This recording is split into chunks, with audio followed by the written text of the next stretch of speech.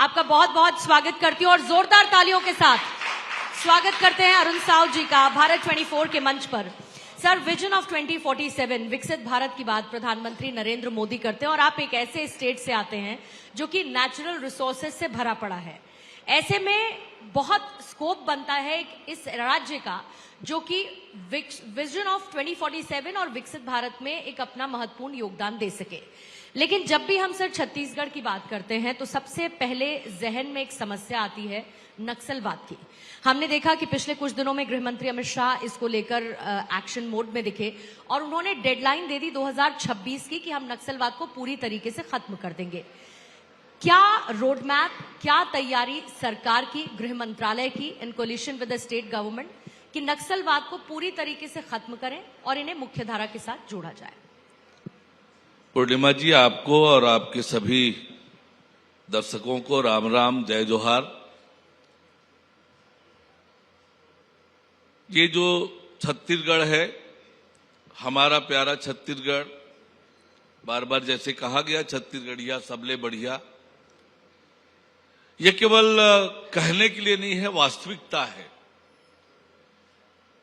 हर काल में छत्तीसगढ़ का उल्लेख मिलता है किसी न किसी रूप में और भगवान राम का ननिहाल है छत्तीसगढ़, कौशल्या माता की धरती है। भगवान राम अपने वनवास काल का बहुत बड़ा हिस्सा छत्तीसगढ़ की भूभाग पर बिताए हैं। बड़े बड़े संत, महात्मा, ऋषि छत्तीसगढ़ की धरती में पैदा हुए, उन्होंने वहां काम किया और प्रकृति की भी असीम कृपा छत्तीसगढ़ के भूभाग पर है। बड़ी बड़ी नदियां, बड़े बड़े पहाड़, जंगल, कोयले से लेकर हीरे तक का भंडार और सबसे बड़ी ताकत छत्तीसगढ़ की कि वहां के सीधे साधे, भोले भाले, ईमानदार और मेहनती लोग। और इसीलिए छत्तीसगढ़ को छत्तीसगढ़िया सबले बढ़िया कहा जाता है। जिस विषय की चर्चा आपने छेड़ी है नक्सलवाद की,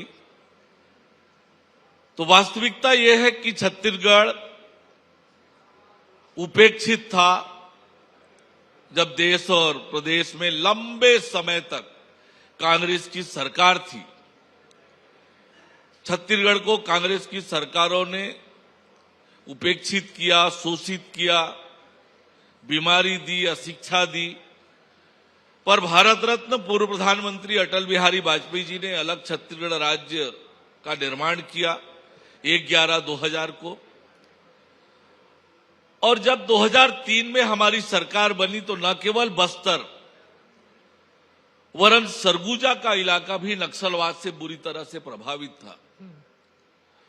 हमारी सरकार डॉक्टर रमन सिंह जी के नेतृत्व में जब बनी तो हमने थोड़े समय में सरगुजा से नक्सलवाद को पूरी तरह से समाप्त किया।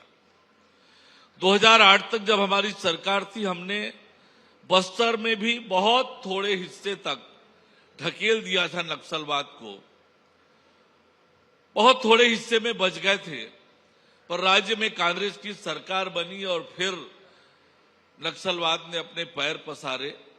फिर जब 2023 में अब हमारी सरकार बनी है, प्रधानमंत्री माननीय नरेंद्र मोदी जी और देश के गृह मंत्री आदरणीय अमित शाह जी ने जो लक्ष्य तय करके रखा, छत्तीसगढ़ की जनता से वायदा किया कि हम बस्तर को नक्सल मुक्त बनाएंगे, छत्तीसगढ़ को नक्सल मुक्त बनाएंगे।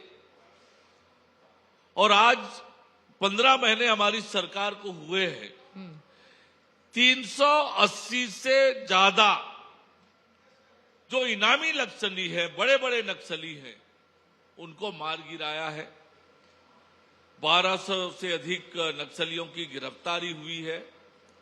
1000 से अधिक नक्सलियों ने सरेंडर किया है और आज अंतिम सांसें ले रहा है नक्सलवाद।